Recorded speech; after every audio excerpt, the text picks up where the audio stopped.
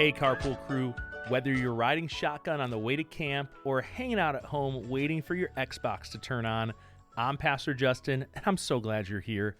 Today, we're diving into something that can totally change how we live this summer, and really how we live our whole lives. Let's start with today's verse. It comes from Mark chapter 10, verse 45. For even the Son of Man did not come to be served, but to serve, and give his life as a ransom for many. This verse was written by John Mark, who was close friends with the Apostle Peter, one of Jesus' 12 disciples. Mark's gospel is actually the earliest written biography of Jesus, and many believe Peter told Mark all these stories firsthand. That means he saw it with his own eyes.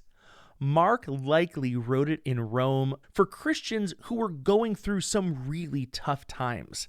Now, in this part of Mark chapter 10, Jesus is walking with his disciples toward Jerusalem, which is in Israel, and some of them are arguing. James and John had just asked Jesus if they could sit in the best seats next to him in heaven. The others got mad because they wanted those seats too. Basically, they were fighting over who would be the greatest. But Jesus stops them all and flips the whole idea upside down. He tells them, "That's not how my kingdom works." Then he gives them this line, "The Son of Man did not come to be served, but to serve." That would have shocked the people back then. In their world, kings were served. Powerful leaders didn't wash feet or hang out with the poor. They expected everyone else to do things for them.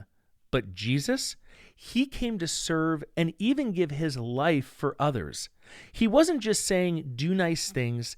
He was showing that the most important thing is loving others through serving them fully, sacrificially, and humbly.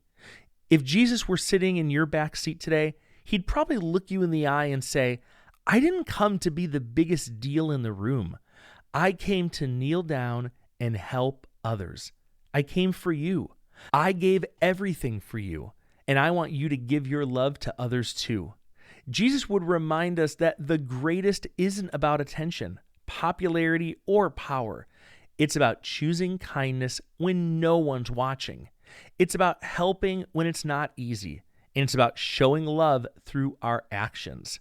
So what does that mean for you today? At home, maybe your sibling is having a hard day. You can let them pick the movie. You could help your mom or dad clean up dinner, even if it's not your night. That's service.